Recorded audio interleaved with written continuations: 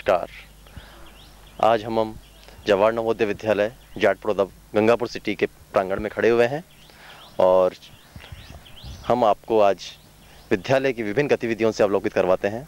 आइए सबसे पहले चलते हैं यहाँ के जो शैक्षणिक कार्यक्रम चल रहे हैं। प्राचार्य महोदय क्लास 12 की क्लास ले रहे हैं। आइए प्राचार्य महोदय से परिचय करें।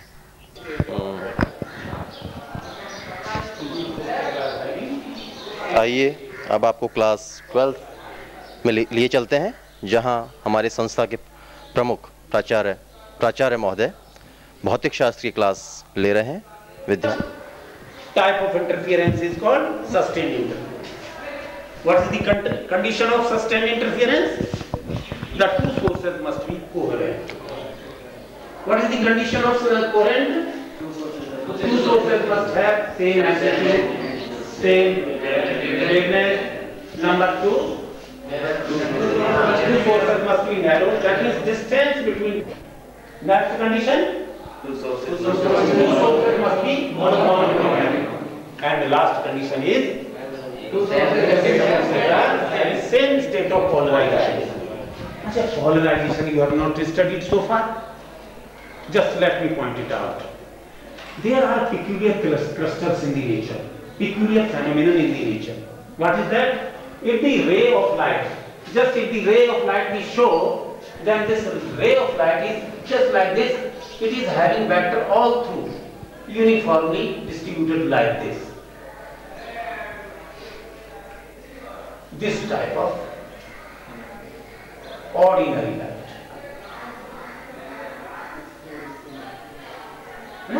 This light is ordinary light. When this light is passed through either Nicholl prism or feldspar, then what happens? These vectors of the light get removed and the ray of light becomes like this.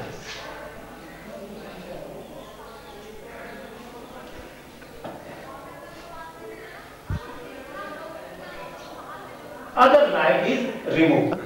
आप अपने time के बहुत बड़े physics के scholar रह चुके हैं।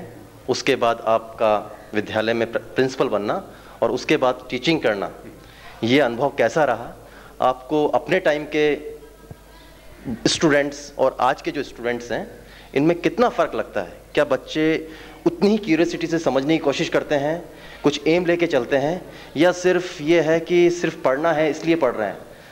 आप अपनी टीचिंग में जो चाहते हैं टीच करना, कि बच्चे सिर्फ एज ए गाइडर आपको करें या एज ए टीचर कि आप एक एक चीज़ बच्चों को एक्सप्लेन करें, तो क्या आपको लगता है उस टाइम के स्टूडेंट्स किस टाइप की एम लेके चलते थे?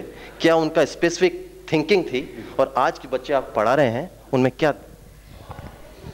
आज के बच्चों में और पुराने बच्चों में ये देख रहा हूँ मैं कि इसमें क्यूरियोसिटी बच्चों में बहुत है। पुराने बच्चों से अधिक क्यूरियोसिटी है। एक ही अंतर है कि इन बच्चों को इंटरेस्टिंग वे से नहीं पढ़ाया जाता।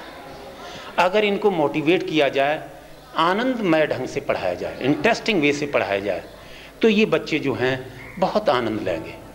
अगर ये फिजिक्स जैसे सब्जेक्ट को, जो नेचुरल फिलॉसफी है, जो कि बड़ी सिस्टमेटिक है और बड़ी प्रोफाउंड है और इसमें हमें नेचर का बहुत बड़ा ज्ञान मिलता है, अगर हमको इसको इंटरेस्टिंग वे से नहीं पढ़ाएंगे, सिस्टमेटिकली नहीं पढ़ाएंगे, और जब तक हमें सब्जेक्ट नहीं मालूम है, जब तक हमने उसका आनंद नहीं लिया है, तब तक हम इन बच्चों के लिए कुछ नहीं कर सकते। आप अपने टीचर्स को क्या राय देंगे कि अपने सब्जेक्ट में किस तरह इंटरेस्ट डेवलप करें?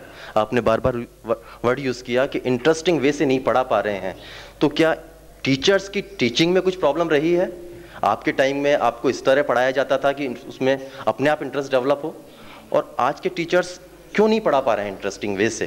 क्या कुछ जैसे कहा जाता है कि ट्यूशन, यहाँ तो अपने नवोदय विद्यालय में ट्यूशन वाला कोई सिस्टम नहीं है, लेकिन दूसरी पब्लिक स्कूल्स में देखते हैं कि लोगों का क्लासरूम टीचिंग में इतना इंटरेस्ट नहीं रह के होम टीचिंग में ज़्यादा इंटरेस्ट रहता है। तो यहाँ वो प्रॉब्लम नहीं है, तो क्यों नहीं टीचर्स इंटरेस्ट ले पाते हैं या बच्चों में इंटरेस्ट डेवलप कर पा रहे हैं?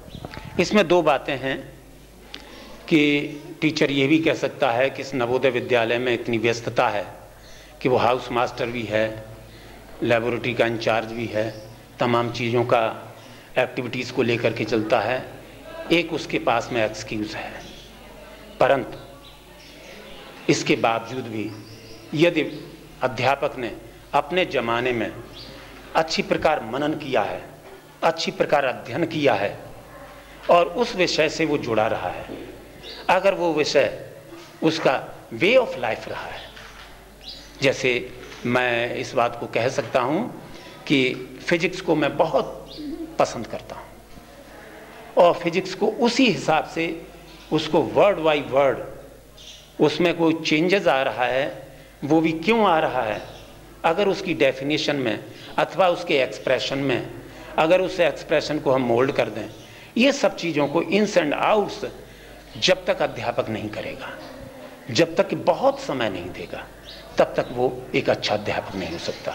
मनन नहीं करेगा, कभी नहीं अध्यापक हो सकता। वो केवल ये प्रोफेशन के लिए करे कि मेरा जॉब ही यही है कि मुझे पे इसलिए मिलती है, तब वो कभी भी एक अच्छा अध्यापक नहीं हो सकता। उसे जॉब नहीं होने पर भी अगर वो प्रकृति के विषय में जानने की जिज्ञासा उसके हृदय में है, आकाश नीला क्यों होता है, हवा क्यों चलती है, पत्तियां हरी क्यों हैं, आदि आदि इन बातों को अगर नहीं देखेगा, जानेगा, मनन नहीं करेगा, कितनी अच्छी बात है कि twinkle twinkle little star, star क्यों ट्विंकल करते हैं, उसने कभी विचार ही नहीं किया, केवल कविता को जाना है।